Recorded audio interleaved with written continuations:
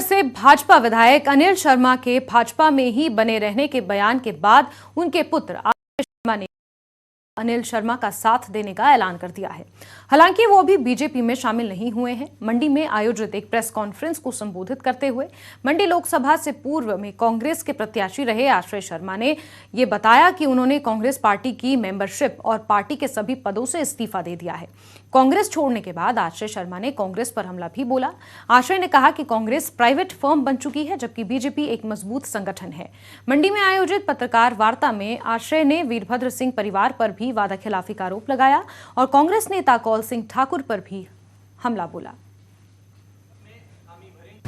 आज ये निर्णय दिया कि कांग्रेस पार्टी के सभी पदों से मैं अपना इस्तीफा देता हूं, अपने कांग्रेस पार्टी की मेंबरशिप से भी इस्तीफा देता हूं और अपना इस्तीफा जो है मैंने माननीय सोनिया गांधी जी के समक्ष भेज दिया है।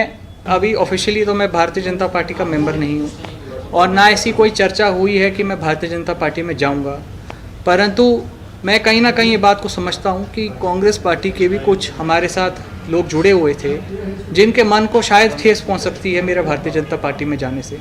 उनकी बात का सम्मान करते हुए, उनके मान का सम्मान करते हुए लिया है कि जब उचित समय होगा तब दिखाएंगे।